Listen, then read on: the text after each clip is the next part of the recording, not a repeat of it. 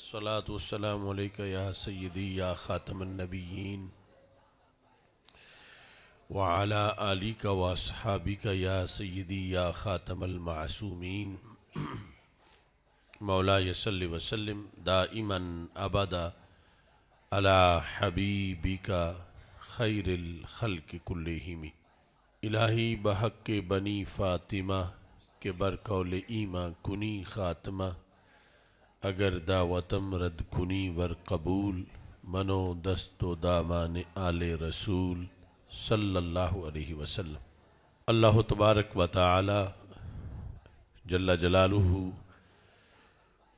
وعم نوالہ واتم برہانہ وعظم شانہ وجل ذکرہ وعز اسمہ کی حمد و ثنا اور حضور سرور کائنات، مفخر موجودات، زینت بزم کائنات،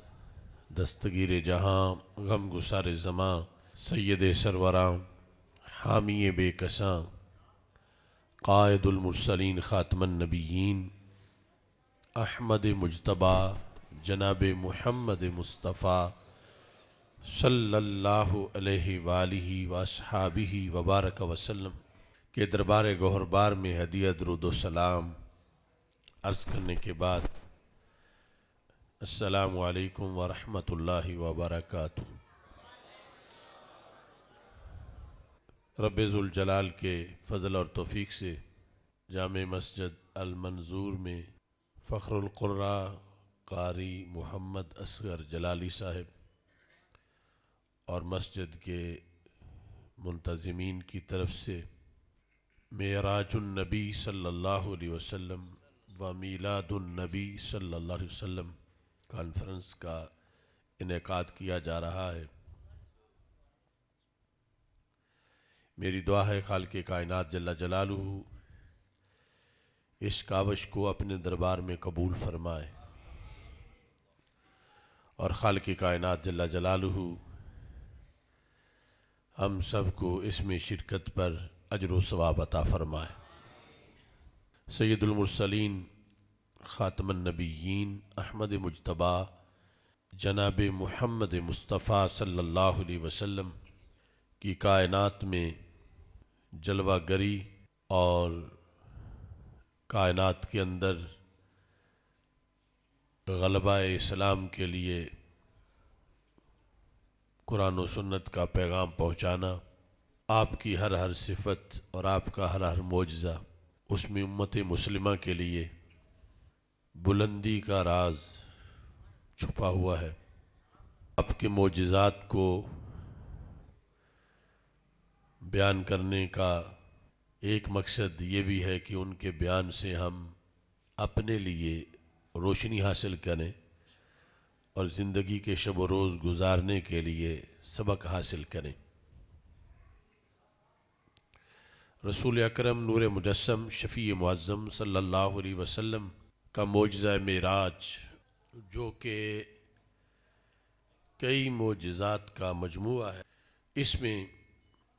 قرآن مجید برہان رشید کے اندر اس کے ذکر میں 2 مساجد کا تذکرہ ہے، من المسجد الحرام الی المسجد الاقصی۔ تو خالق کائنات جل جلالہ نے رسول اکرم نور مجسم شفیع معظم صلی اللہ علیہ وسلم کے عروج سے قیامت تک امت کو جو جن وجوہات سے عروج ملنا تھا، خصوصی طور پر اس میں جو مساجد کا کردار ہے اس کو واضح فرمایا کہ معراج کی رات اگرچہ رسول اکرم صلی اللہ علیہ وسلم وہ سفر کر رہے تھے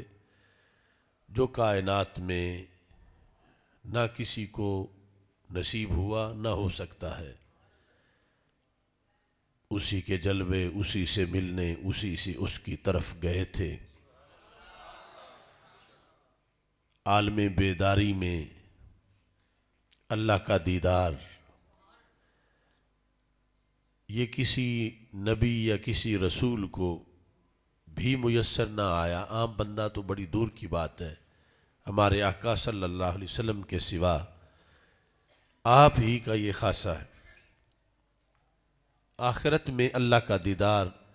انشاءاللہ جنت میں ہم سب کو ہوگا، لیکن دنیا میں یہ صرف چشم مصطفیٰ صلی اللہ علیہ وسلم ہے جس نے عالم بیداری میں اللہ کا دیدار کیا۔ تو اتنے بڑے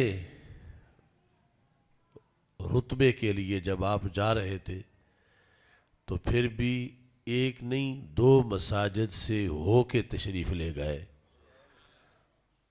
تاکہ امت کا کتنا ہی کوئی ضروری کام کیوں نہ ہو وہ مسجد کو نہ بھولیں۔ بڑے سے بڑے کام کے لیے بھی جانا ہو تو مسجد کی جو حاضری ہے نماز پنجگانہ کی یا جو بھی وقت ہو اس کے لحاظ سے امت اسے اپنے پیش نظر رکھے۔ جو عروج رسول اکرم صلی اللہ علیہ وسلم کو میسر آیا وہ تو کسی کو آ نہیں سکتا، لیکن آپ کے صدقے عروج جو انسانیت کو ملا، اور بالخصوص جو عروج مسلمان کو ملا، وہ بھی تصور سے وراء الورا ہے۔ آپ کی جلوہ گری اور آپ کا جو میلاد ہے اس کے لحاظ سے بھی انسان کو ایسا عروج ملا کہ ساری زندگی سر سجدے میں رکھ کے اس کا شکر ادا کریں تو حق ادا نہیں ہوتا۔ بخاری شریف میں ہے کہ ہمارے آقا صلی اللہ علیہ وسلم ارشاد فرماتے ہیں جب سیدنا آدم علیہ السلام کو پیدا کیا گیا طولہ 60 ذراعا، آپ کا قد مبارک 60 گز تھا۔ 60 گز کے بعد پھر قد انسانی قد گھٹنا شروع ہوا، تدریجاً یہ قد گھٹتا آیا، گھٹتے گھٹتے پھر 50 فٹ پہ آیا، پھر 40 پہ، پھر 30 پہ، مسلسل یہ گھٹ رہا تھا اور اس کو کبھی بھی بریک نہیں لگ رہی تھی کہ اب گھٹنے سے رک جائے، اور جو چیز مسلسل گھٹتی رہے وہ کتنی ہی زیادہ کیوں نہ ہو ختم ہو جاتی ہے۔ تو 60 گز مسلسل جب یہ قد گھٹتا آ رہا تھا کہ ہر بعد والے سال کے انسان، ہر بعد والی صدی کے انسان پہلے انسانوں کی بنسبت وہ چھوٹے چھوٹے ہوتے نظر آ رہے تھے۔ فلم یزل الخلق ینقص، یہ بخاری شریف میں حدیث ہے کہ ہمیشہ ہی انسانی تخلیق یعنی قد میں کمی آتی رہی، اور اگر اس کو بریک نہ لگتی، کمی کو ٹھہراؤ نہ آتا، تو پھر بالآخر یعنی ایک بالشت، آدھی بالشت، 1 انچ تک قد آ جاتا انسان کا، تو اس میں کیا پرسنالٹی ہوتی انسان کی۔ اس قد کو جو ٹھہراؤ ملا کہ اب رکنا بند ہو جائے، یہ ہمارے آقا صلی اللہ علیہ وسلم کی دنیا میں جلوہ گری سے ٹھہراؤ ملا۔ یعنی یہ میلاد کا وہ فیض ہے جو ہر کافر کو بھی ملا ہے۔ یعنی اس وقت روئے زمین پر جتنے انسان ہیں، ایک درمیانہ قد یہ اس وقت تک آ چکا تھا، اتنا قد ہو چکا تھا جب ہمارے آقا صلی اللہ علیہ وسلم کی ولادت ہوئی، اور اگر اتنے قد پر اگر 14 صدیاں اور گزر جاتی اور گھٹتا رہتا تو آج کتنا رہ جاتا۔ تو یہ پوری دنیا کے انسان آج انہیں اس واسطے بھی سرکار کا شکر ادا کرنا چاہیے اور میلاد منانا چاہیے کہ میلاد کی بنیاد پر آ کے قد رکنا بند ہوا اور ایک ٹھہراؤ مل گیا کہ انسان کا جو متوسط قد آج ہے، اتنا 14 صدیاں پہلے جب تھا تو رسول پاک صلی اللہ علیہ وسلم کو رب نے دنیا میں بھیج کر انسان کو یہ وقار دے دیا کہ اب تم اس سے چھوٹے نہیں ہوگے، اتنا متوسط قد اب قیامت تک چلتا رہے گا۔ یہ ہندوؤں کو، سکھوں کو، جو کرسچن ہیں، جو یہودی ہیں، ان سب کو سرکار کی آمد کا شکر ادا کرنا چاہیے، اور پھر آپ کو نبی مان لینا چاہیے کہ آپ کے صدقے رب نے کرم کتنا کیا۔ اگرچہ ان پہ یہ کرم نہیں ہوگا کہ اگر وہ کلمہ نہیں پڑھیں گے تو جنت میں ہی جائیں گے، جنت والا کرم نہیں ہو سکے گا ان پر اگر وہ کلمہ نہیں پڑھتے، لیکن پھر بھی دنیا میں رہنے سہنے کے لحاظ سے اگر یہ آدھی آدھی بلشت کے ہوتے، یہودی، نصرانی، ہندو، سکھ، یا وہ جو کہتے ہیں کہ میلاد کیوں منائے، ملا کیا ہے، ہوا کیا ہے، یہ گلیوں میں آدھی آدھی بلشت کے چل رہے ہوتے اور اوپر بھینسیں گوبر کر جاتی اور گدھے اور گھوڑیاں، تو ان کی کیا پرسنالٹی ہوتی، کیا رتبہ ہوتا، یہ جتنا بھی منہ دھو لیتے، جتنے بھی اچھے کپڑے پہنتے، تو ان کی کوئی حیثیت نہ ہوتی۔ تو اللہ کا کروڑوں بار شکر ہے کہ اس نے ہمیں رسول پاک صلی اللہ علیہ وسلم کے صدقے شان بھی دی ہے اور پھر سرکار کی قدر کرنے کی توفیق بھی دی ہے کہ ہم نبی اکرم صلی اللہ علیہ وسلم کا میلاد بھی مناتے ہیں اور معراج بھی مناتے ہیں۔ اب یہ جو عروج ہے معراج شریف کے اندر، سرکار صلی اللہ علیہ وسلم امت کے لیے اس کا تحفہ لے کے آئے کہ امت کو بھی عروج ملے۔ تو ہمارے آقا صلی اللہ علیہ وسلم کو اللہ نے یہ شرف بخشا۔ ایک تو آپ نے جب زمین پہ قدم رکھا، یہ آپ ہی کا قدم تھا کہ جس کا یہ فیض ہے کہ جعلت لی الارض مسجدا وطہورا، فرمایا فضلت علی الانبیاء بست، یہ بخاری شریف میں ہے کہ 6 چیزوں کی بنیاد پر مجھے فضیلت دی گئی۔ تو وہ 6 چیزیں 6 پر ہی ختم نہیں بلکہ اس سے بھی زیادہ ہیں، لیکن 6 کا ذکر ایک حدیث میں ہے کہ مجھے 6 چیزوں کی بنیاد پر سارے نبیوں پہ فضیلت دی گئی کہ میرے آنے سے ساری زمین کو مسجد بنا دیا گیا۔ یعنی بڑے بڑے نبی پیدا ہوئے مگر مسجد زمین کو نہیں بنایا گیا، میرے آنے کی بنیاد پر ساری زمین کو مسجد بنایا گیا۔ یعنی ساری زمین اگر مسجد نہ بنتی تو پھر کتنی مشکل ہوتی کہ فضیلت کے لیے مسجد جانا ضروری ہوتا اور مسجد جانے کے لیے 10,000 کلومیٹر سفر کرنا پڑتا، پھر جا کے مسجد آتی، جس طرح پہلی امتوں میں تھی کہ جہاں وقت نماز ہوا وہ نہیں پڑھ سکتے تھے جب تک کہ مسجد نہ ملے، اور مسجد کوئی دنیا میں خال خال تھی۔ سرکار فرماتے ہیں میرے آنے سے رب نے ساری زمین مسجد بنا دی۔ اس بنی ہوئی مسجد پر آج امت کے محلے محلے میں، ایک ایک محلے میں کئی شرعی مسجدیں موجود ہیں۔ وہ لغوی طور پر تو برکت کے لحاظ سے ساری زمین کو مسجد بنا دیا گیا، اگر سرکار صلی اللہ علیہ وسلم کے آنے سے ساری زمین کے اندر مسجدیت نہ آتی تو مثلا یہ جو مسجد ہے 15ویں صدی میں،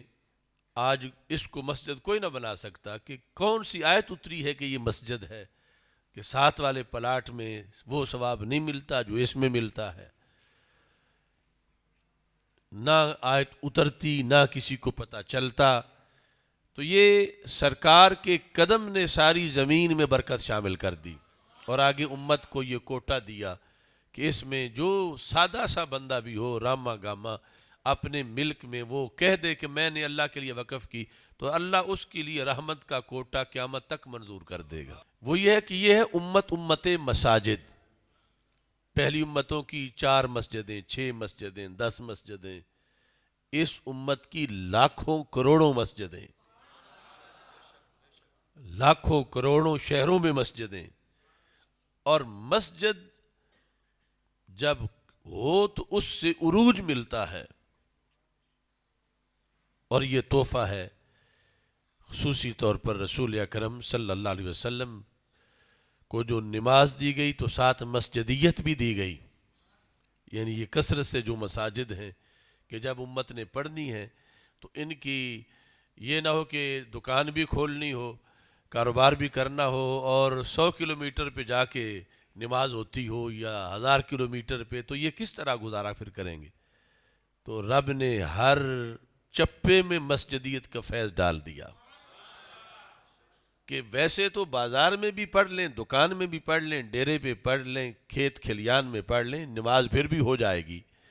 مگر مزید ثواب کے لیے جہاں وقف کر کے اصطلاحی مسجد بنائیں گے تو اس کے لیے یہ ہے کہ من توضا فاحسن وضوءہ، جس بندے نے گھر میں وضو کیا مکمل صحیح، ہمارے آقا صلی اللہ علیہ وسلم فرماتے ہیں جب وہ گھر سے چل کے مسجد کی طرف آیا، یہ روزانہ دن میں 5 مرتبہ اس کے لیے عروج کا موقع ہے، فرمایا لم یخطو خطوہ الا رفع اللہ بہا درجہ، جب مسجد کے لیے وہ ایک قدم اٹھائے گا، یعنی قدم اٹھا کے پھر رکھنا، یہ درمیان میں ڈسٹینس جو تھوڑا سا ہے یہ ہے خطوہ، اس پر اللہ اس کا ایک درجہ بلند کر دے گا۔ یہ ہر محلے میں مسجد کی ہونے کی وجہ سے اور مسجد میں نماز کی فضیلت کی بنیاد پر یہ آنے والا اگرچہ غوث کتب نہیں پھر بھی اس کو یہ عظمت ملے گی، بشرطے کہ مومن ہے اور مسجد کی طرف رہا ہے اور وضو کر کے آ رہا ہے، لم یخطو خطوہ الا رفع اللہ بہا درجہ، اگر 100 قدم اٹھائے گا تو 100 درجے بلند ہوں گے، 1000 قدم اٹھائے گا تو 1000 درجے بلند ہوں گے، اور اگر اس درجے سے مراد جو حدیث میں ہے جنت میں ایک درجہ بلند ہونا ہے جو واضح بھی ہے، تو جنت کا ایک درجہ جو ہے وہ 2-4 فٹ بلندی کا نہیں ہوتا،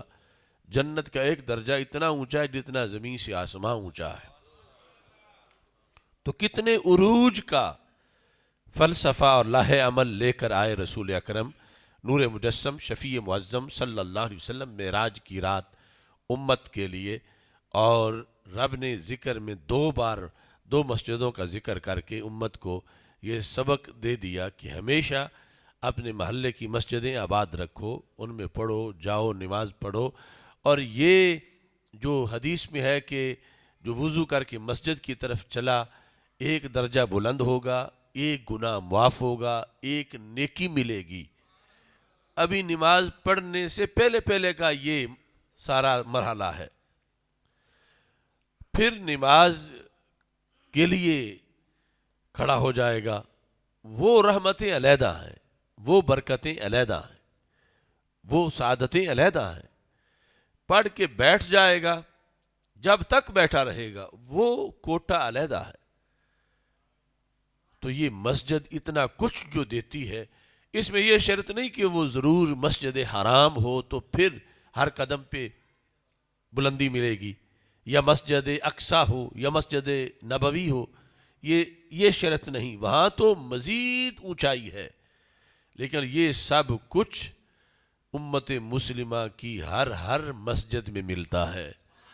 جو عرب میں ہو، عجم میں ہو، وہ غریب لوگوں نے بنائی ہو، وہ مالدار لوگوں نے بنائی ہو، وہ سچائی پہ بنی ہو، اس کے لیے یہ اہتمام ہے۔ تو یہ ہمارے لیے نبی اکرم نور مجسم شفیع معظم صلی اللہ علیہ وسلم کے دیے ہوئے عروج کا ایک تحفہ ہے، جس کا ہم اگر حق ادا کرنا چاہیں تو زندگی بھر ادا نہیں کر سکتے، لیکن اس کا طریقہ یہ ہے کہ ہم نماز کی پابندی کریں، مسجد سے تعلق رکھیں، مسجدیں ویران نہ ہوں، مسجدیں آباد رہیں، تو پھر آج بھی عروج ہے، کل بھی عروج ہوگا، قیامت کے دن بھی عروج ہوگا، کہ دنیا میں بظاہر جو آج بڑے اونچے اونچے لوگ ہیں لیکن ان کا تعلق مسجد سے اگر نہیں تو قیامت کے دن وہ سرنگو ہو جائیں گے، اور مسجدوں والے اور تو اور رہا، سب سے اونچی گردن تو مؤذن کی ہوگی جو 5 ٹائم مسجد میں اذان پڑھتا ہے، اونچا قد ہوگا، اس کو بلندی ملے گی کہ یہ مسجد آباد کرنے کے لیے اس نے کام کیا، اور اللہ کی طرف سے یہ آواز آئے گی اینا جیرانی اینا جیرانی، میرے پڑوسی کہاں ہیں، میرے ہمسائے کہاں ہیں۔ حالانکہ اللہ سے تو کوئی چھپ سکتا ہی نہیں، تو کسی کے بارے میں پوچھا تب جاتا ہے، پوچھنے والے کو نظر کوئی نہ آئے کہ وہ کہاں ہے، مجھے بتاؤ وہ کہاں ہے۔ تو جب فرشتوں سے رب پوچھے گا اینا جیرانی، میرے پڑوسی کہاں ہیں، تو اسے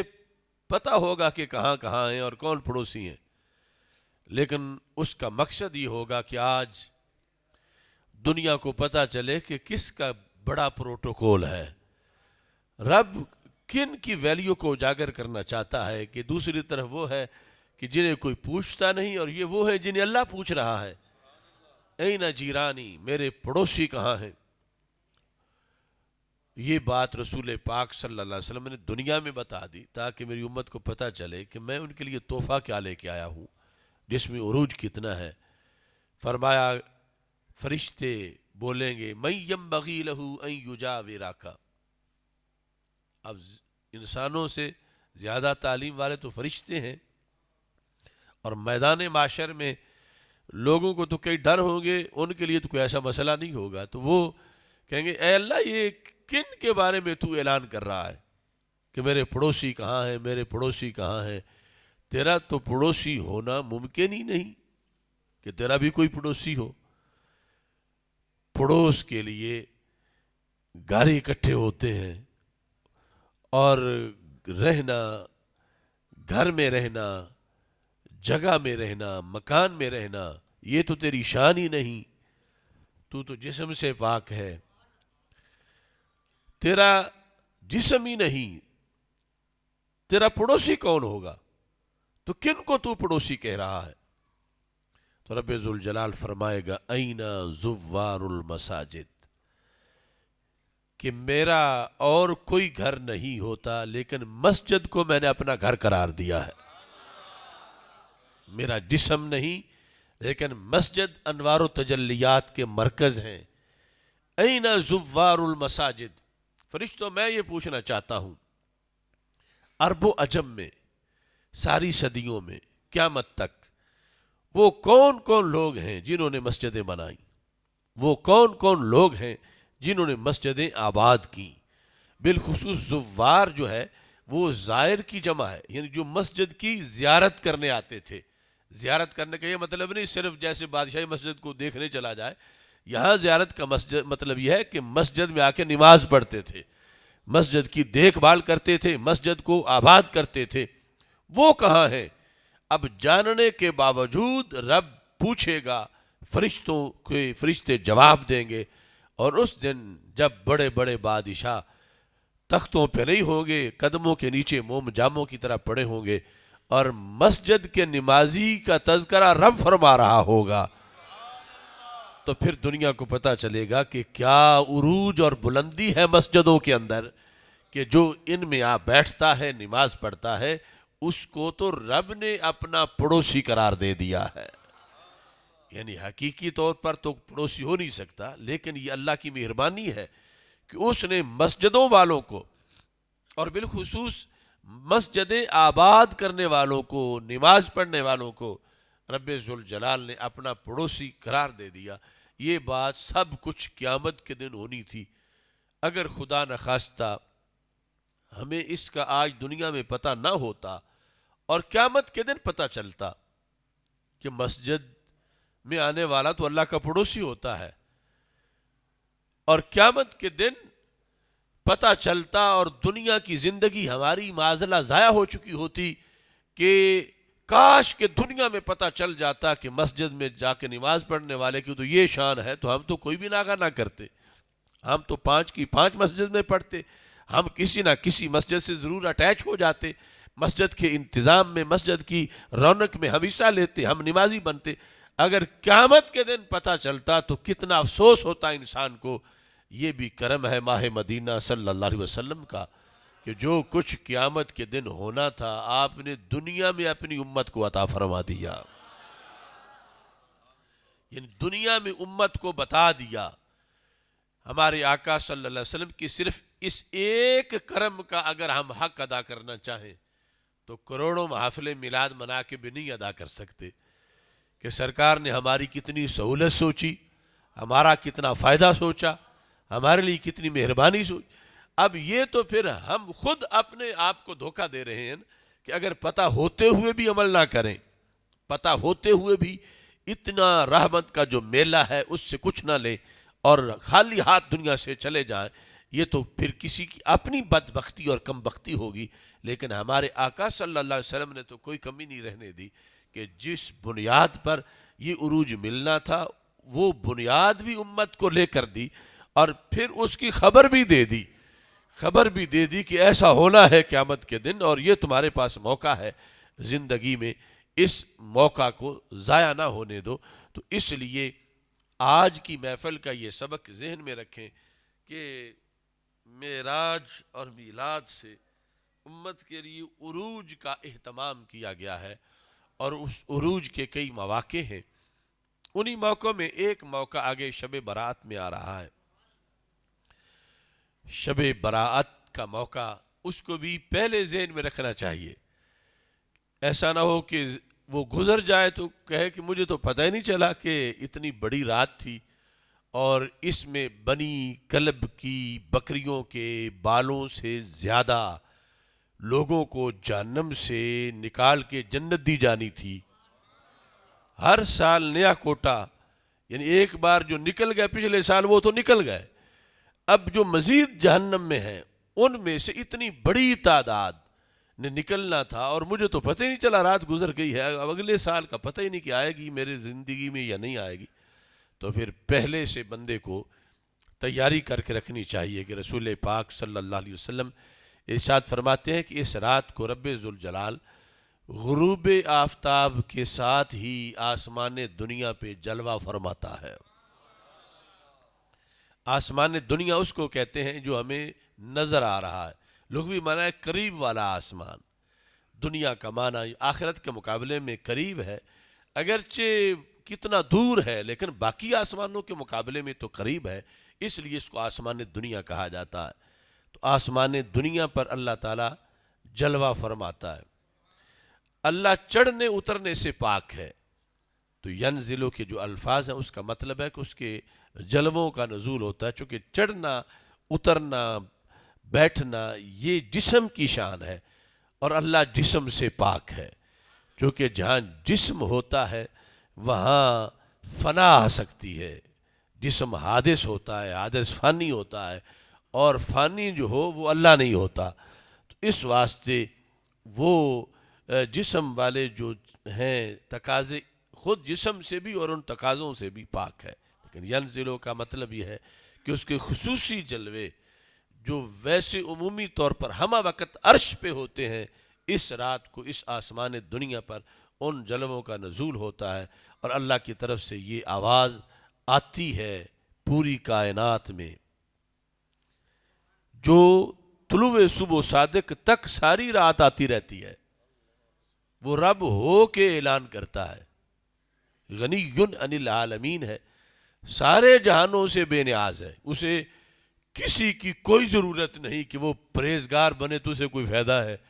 اللہ کو کسی کی کوئی ضرورت نہیں۔ حدیث شریف میں ہے کہ اگر ساری کائنات کے لوگ اول درجے کے پرہیزگار بن جائیں اللہ کو کچھ دے نہیں سکتے، اور اگر ساری کائنات کے لوگ معاذ اللہ برے بن جائیں اللہ کا کچھ بگاڑ نہیں سکتے، لیکن اس کے باوجود اس کو پیار کتنا ہے۔ اور یہ بھی اس امت کے لیے خصوصی طور پر، یعنی لیلۃ النصف من شعبان، یہ احادیث کا پورا چیپٹر ہے کہ اس رات یہ خصوصیت ہے اس امت کے لیے۔ اور یہ بھی بدبختی ہے کچھ لوگوں کی، جب رات قریب آتی ہے تو وہ تیاری شروع کر دیتے ہیں کہ اس رات کو کوئی مسجد نہ کھلی رکھے، یہ رات منانا جائز نہیں، یہ بدعت ہے، یہ فلاں ہے، جبکہ ادھر یہ ہے کہ اس رات جاگنے سے، گھر جاگنے سے جب اتنا ثواب ہے تو مسجد میں جاگنے سے کتنا ثواب ہوگا۔ تو اللہ کی طرف سے اعلان ہوتا ہے، حل من مسترزق ارزقہ، ہے کوئی ایسا جسے رزق کی تلاش ہو تو میں اس کو رزق دے دوں۔ اب دیکھیں کتنی مہربانی ہے رسول اکرم صلی اللہ علیہ وسلم کی وجہ سے اس امت پر، ایک کروڑ پتی بندہ یہ خود اعلان کر رہا ہو گلی میں کسی کو پیسے چاہیے تو لوگ سمجھیں گے کہ بڑا سنہری موقع ہے، اور وہ تو رب العالمین ہے، اور اس کے جو رزق کے خزانے ہیں ایک خزانے کو کوئی ناپ تول نہیں سکتا، اور رب ہو کے کہتا ہے کوئی جسے رزق چاہیے، اور نیچے پھر بندے جو زمین پر ہیں، ہر بندہ ہی محتاج ہے رزق کا. تو اگر ادھر سے آواز آ رہی ہو رزق چاہیے رزق چاہیے، کوئی ہے جو چاہتا ہو تو میں دے دوں، اور ادھر گپے لگا رہے ہوں، ادھر دروازے بند کر کے سو گئے ہو، یا ادھر میوزک چل رہا ہو، یا پٹاخے جو ہیں وہ چھوڑے جا رہے ہوں، تو وہ پھر ناراض کتنا ہوگا کہ اس لائق ہی نہیں کہ ان پہ مہربانی کی جائے. ان کو پتہ ہی نہیں کہ آج رات کون سی ہے اور موقع کتنا سنہری ہے ان کے لیے، میں دینا چاہتا ہوں اور یہ مانگ ہی نہیں رہے مجھ سے. تو پھر پہلے ذہن میں رکھنا چاہیے ہر بندہ چاہتا ہے میرے رزق میں فراخی ہو جائے. تو سرکار دو عالم صلی اللہ علیہ وسلم کے صدقے وہ رات آ رہی ہے جس میں رب خود بار بار کہے گا بولو جو تمہیں چاہیے تو. اور یہ اگرچہ آواز ہمیں نہیں آتی، لیکن ہمیں اپنے کانوں سے کروڑ مرتبہ سرکار کے کانوں پہ اعتماد ہے کہ جنہوں نے سن کے امت کو بتا دیا ہے کہ یہ غروب آفتاب سے ہی آواز شروع ہو جاتی ہے اور طلوع صبح صادق تک جاتی ہے. تو پھر اتنا قیمتی ہے اس کا ہر لمحہ کہ ادھر سے یہ بھی آواز آ رہی ہے. پھر حل من مبتلن فاعافیہ، ہے کوئی جو بیمار ہو تو میں اس کو صحت دے دوں. جو مبتلا ہو بیماری میں، اعافیہ، میں اس کو عافیت دے دوں. یعنی چونکہ لوگوں کی ڈیمانڈز مختلف قسم کی ہیں، کسی کے پاس رزق ہے لیکن بیماری نہیں چھوڑ رہی، کسی کے پاس صحت ہے مگر علم نہیں ہے، کسی کے پاس دولت ہے مگر اولاد نہیں ہے. تو ہمارے آقا صلی اللہ علیہ وسلم نے یہ ذکر کر کے رزق کا، صحت کا، اور یہ کہ حل من مستغفر فاغفر لہ،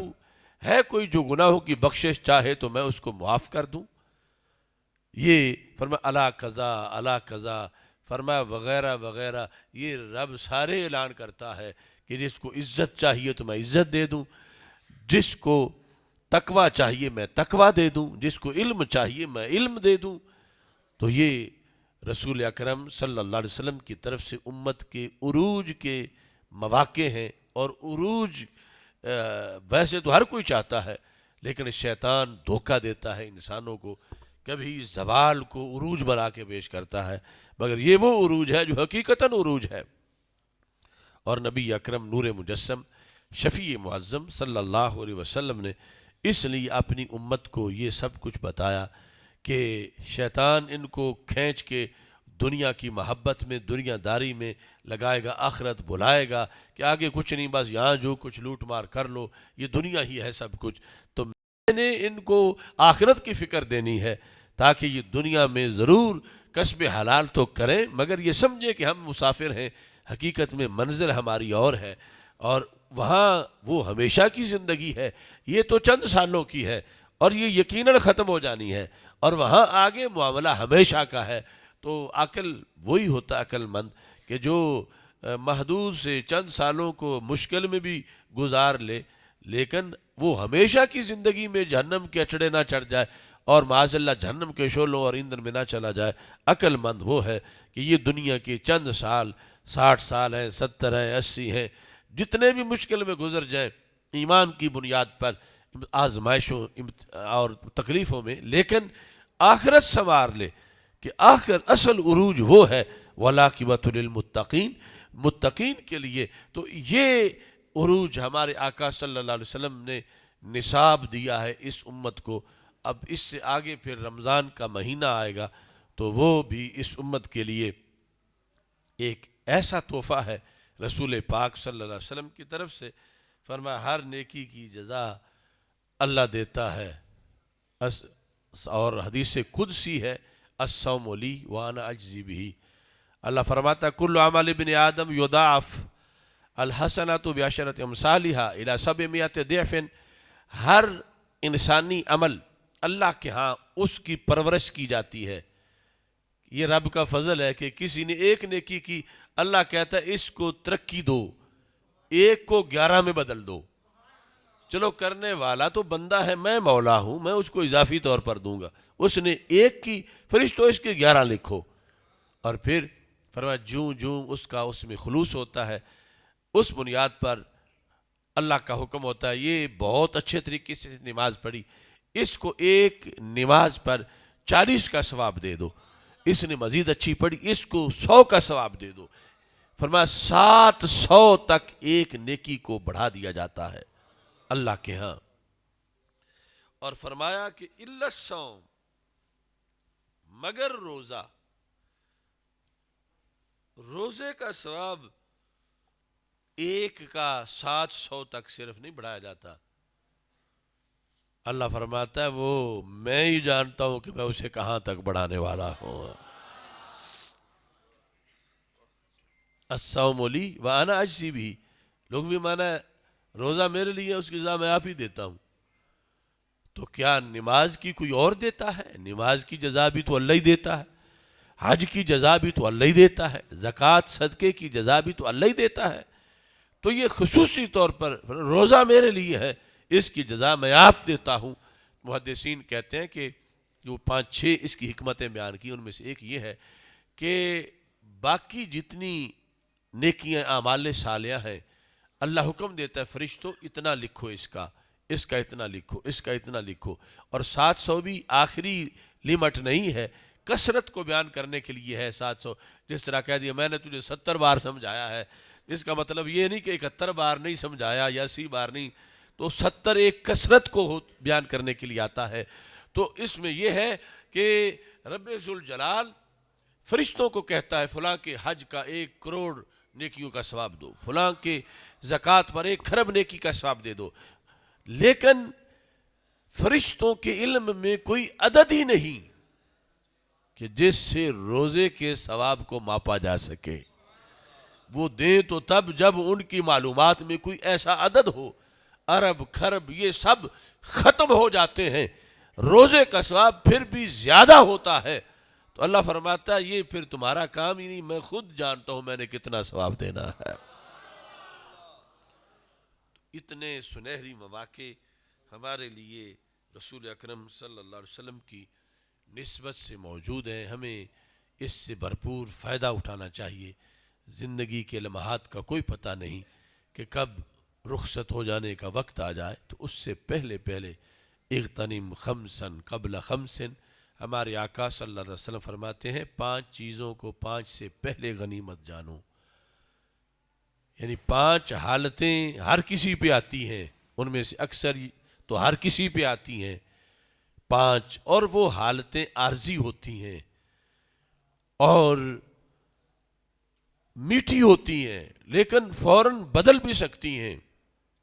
تو ہمارے آقا صلی اللہ علیہ وسلم فرماتے ہیں صحت کا قبل مرض دیکھا، اپنی صحت کو بیماری سے پہلے غنیمت جانو۔ بیماری آ جائے معاذ اللہ، پھر کو کاش کہ میں صحیح ہوتا تو میں یہ کرتا، تو صحت کو بیماری سے پہلے غنیمت جانو۔ اب مثلا ہم بیٹھے ہیں تو اللہ کے فضل سے ہم سارے صحیح ہیں،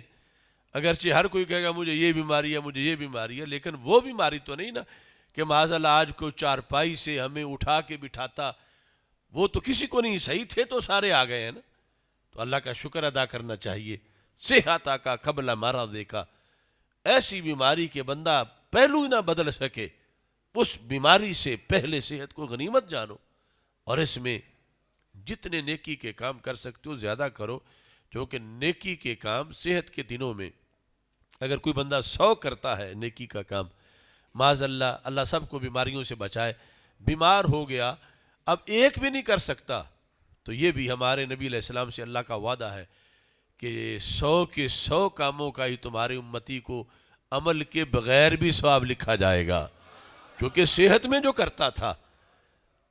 تو صحت میں اس طرح بھرپور شیڈول رکھنے کا یہ فائدہ ہے کہ خدا نخواستہ اچانک بیماری آ گئی تو بندے کی تو پھر بھی موج بن جائے گی، چلو بیماری تو آ گئی اللہ سب کو بچائے نہ آئے، لیکن پھر بھی وہ صحت والی دنوں کا مکمل کوٹا اس کو ملتا ہے کہ وہ ایسا نیک تھا۔ پھر شباب کا قبل حرم کا، اپنی جوانی کو بڑھاپے سے پہلے غنیمت جانو۔ بڑھاپے کا انتظار نہ کرتے رہو کہ نیکی کر لیں گے بوڑھے تو ہو لیں، پھر کرنا مشکل ہوگی اور جوانی لوٹ کے نہیں آئے گی، اور کہو گے کاش کہ میں جوان ہوتا تو میں اتنا کچھ کرتا، تو شریعت کہے گی رب کسی کو بھی جوانی کے بغیر تو بڑھاپا دیتا ہی نہیں، ہر کوئی پہلے جوان ہوتا ہے پھر بوڑھا ہوتا ہے۔ اور سرکار فرماتے ہیں جوانی کو بڑھاپے سے پہلے غنیمت جانو، اور فرمایا فراغ کا قبل شغل کا، اپنی فراغت کو مصروفیت سے پہلے غنیمت جانو۔ اب یہ بھی وہ بیماری کی طرح، ویسے تو ہر کوئی کہے گا میں بڑا مصروف ہوں، میں بڑا مصروف ہوں، میں بڑا مصروف ہوں، مگر کچھ مصیبتیں اچانک آ جاتی ہیں کہ اس وقت بندے کو لگتا ہے مجھے تو کوئی مصروفیت تھی نہیں، جو اب میرا حال ہو گیا ہے کہ معاذ اللہ مجھے تو ایک منٹ بھی نہیں مل رہا۔ تو اس لیے قبل اس کے خدا نخواستہ ایسا موقع آئے، اپنی فراغت کو مصروفیت سے پہلے غنیمت جانو۔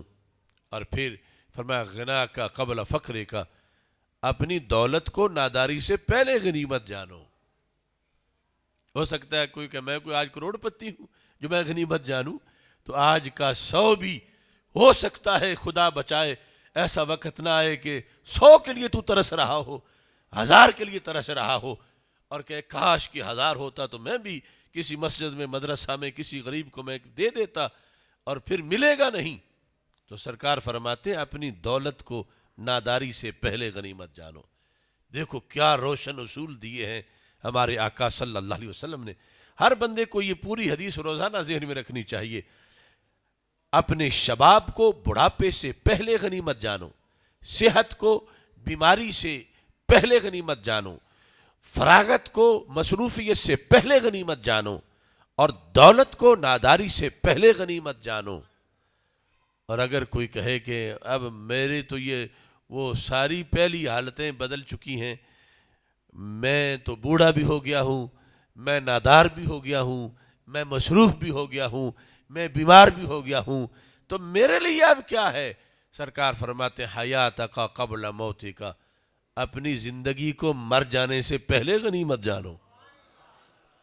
اب کون کہے گا کہ میرا حصہ نہیں یہاں پر؟ حیات کا قبل موت کا، جیسا بھی ہے زندہ تو ہے نا ابھی، اور سانس نکلنے کے بعد تیرے پچھلے کروڑوں دے دیں کہ تجھے ثواب ملے، ان کروڑوں کا وہ فائدہ نہیں ہوگا جو تیرے اپنے آج دی ہوئے 1 روپے کا فائدہ ہو جائے گا۔ یہ تیرا اپنا عمل ہے، یہ جو 2 رکعت تو نے خود پڑھی، یہ تو نے خود پڑھی۔ اس بنیاد پر یہ عروج ہے امت کے لیے، اور ہمیں اس پر پوری توجہ دینی چاہیے۔ اللہ تعالی ہم سب کا حامی و ناصر ہو۔ وآخر دعوایا ان الحمد للہ رب العالمین۔